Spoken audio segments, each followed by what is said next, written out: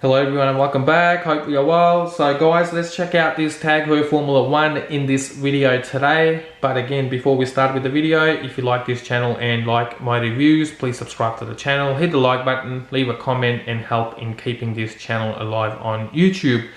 A quick shout out to my mate Jazz for sending this watch in for this review, so I just wanted to say thank you. The reference number for the watch that we have here with us today is WAZ1112-BA0875, a bit of a long one. The price, if you're in Australia, then you're looking at $2,000 retail. If you're in the US, the retail price is $1,400. So let's have a closer look at this watch and see if it justifies those price tags. One thing I want to say is that, in my opinion, every watch collection should have at least one good quartz watch in there, and sometimes that just becomes your everyday watch as well.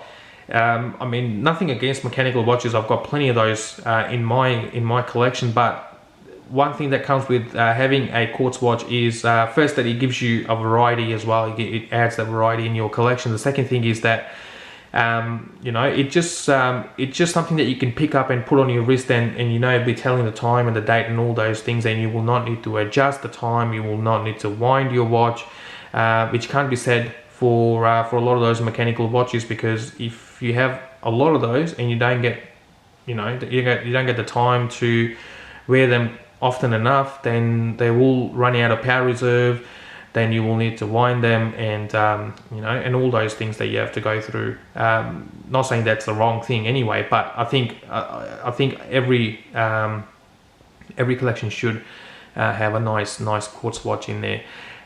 Coming back to this watch, we have a case that measures at 41 millimeters across. If we consider these two crown guards, then you're looking at 42.5 millimeters. Like, the case size is really nice. It is really variable, no problems there. I think a lot of wrist sizes will be able to carry this watch nicely. The lug distance again is 46 millimeters, so really manageable. The case thickness is 11.9 millimeters. I mean, this watch doesn't have to be that thick anyway, because there is a quartz modular in there, so it can afford to be thin. One odd dimension on this watch is this lug width. I measured it over and over again just to be sure, and it measured out at 19.5 millimeters every time that I jumped onto Tag Heuer's website to confirm that I wasn't wrong, and yeah, it said the same thing on their website as well, 19.5 millimeters. Now, I'm not sure why they decided to go for this 19.5 millimeter lug width. I mean, that definitely you know, limits your option. It does restrict you in being able to wear this watch with another type of strap, or another type of band, or another stainless steel bracelet, for example. I have no idea why they decided to go for this odd lug width, and that gives me you know, that tells me that a lot of people will not be swapping this bracelet out for something else. We'll have a close look at this bracelet shortly anyway. The finishing on this case is really nice. We've got a combination of polished and brush finish to this case. So if we move to the side of the case, it is highly polished, and it is really nicely done. As we move up, we have a brushed finish to the top of the case, or the top of these lugs, and the same can be seen on this bezel as well. As we move down to the side of the bezel, it has a combination of polished and brushed finish to it. So the quality of the finish is really nice. The bezel is really nice as well. This is a 120 click unidirectional bezel, has a really nice click function to it, easy to grip as well.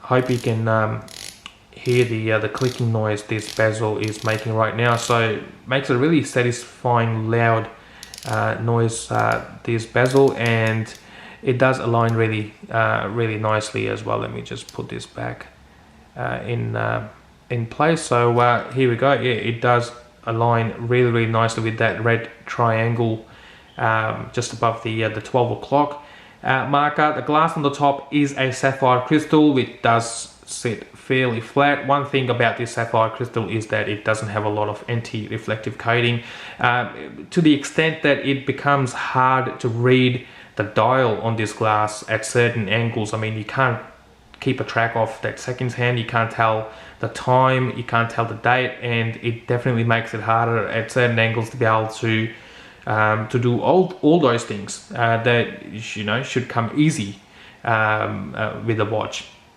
like this. But unfortunately, because of the lack of anti-reflective coating on this glass, it definitely makes it harder to read this watch at certain angles.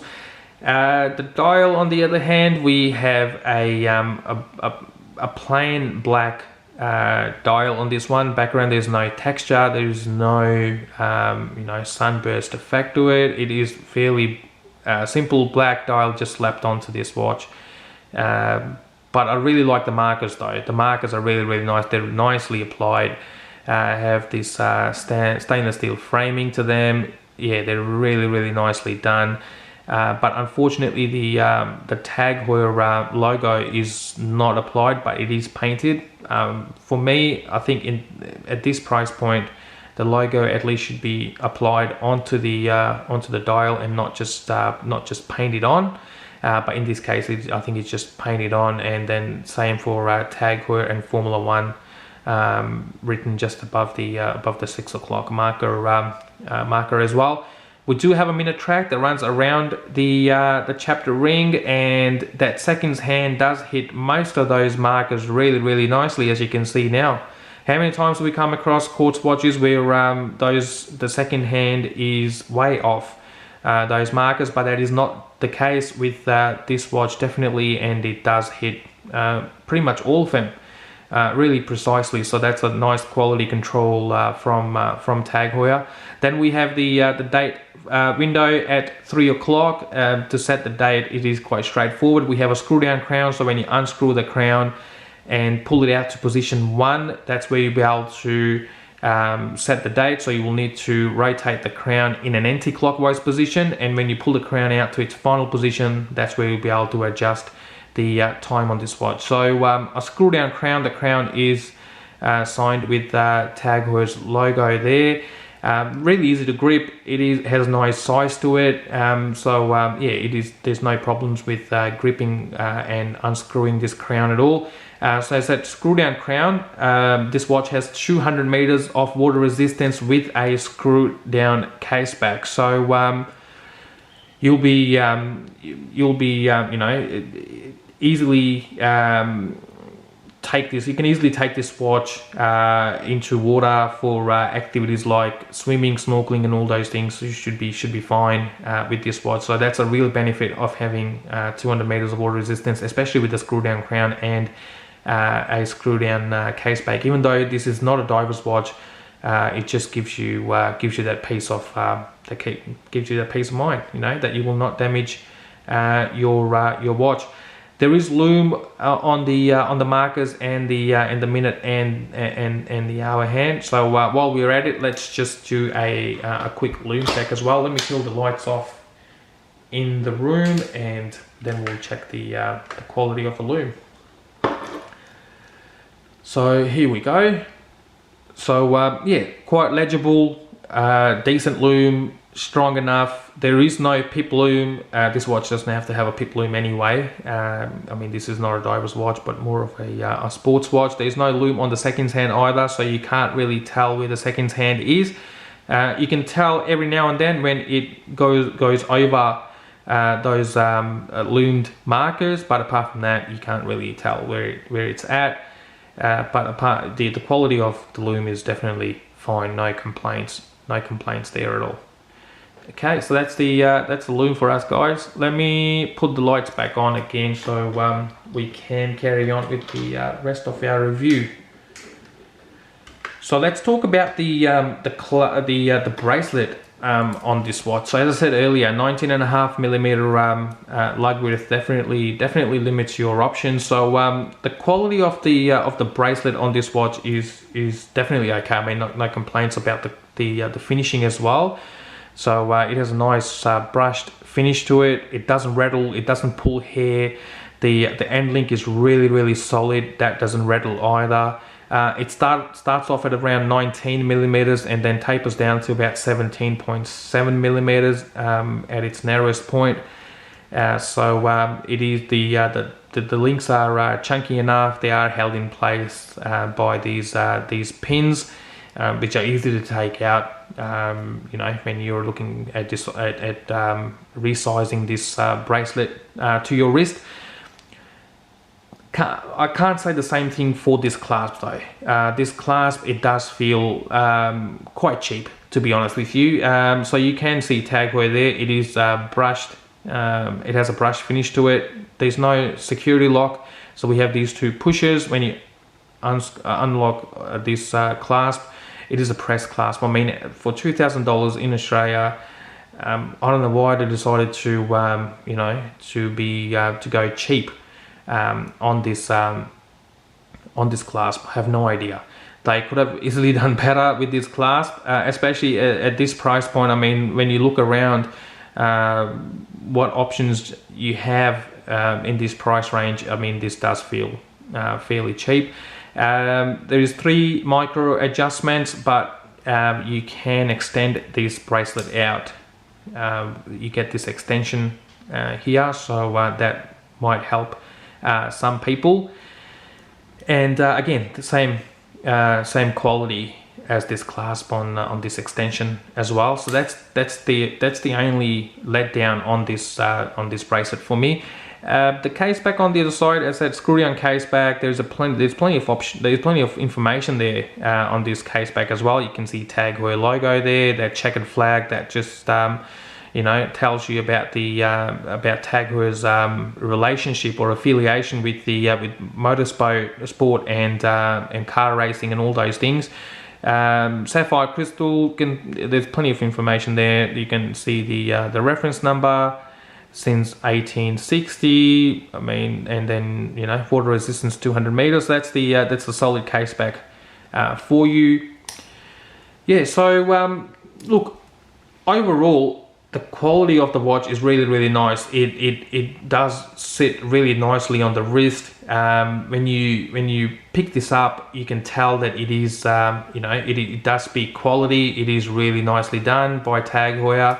I mean, for when you're paying $2,000, if you're in Australia, of $1,400 if you're in the US, I mean, the quality of the watch has to be nice, you know, especially for a quartz watch, because there's nothing fancy going on with the movement in this watch. So I think it does really nicely in a lot of you know, aspects, but then it misses out on some, like having not enough anti-reflective coating on the glass. Then clasp is a bit, you know, cheap.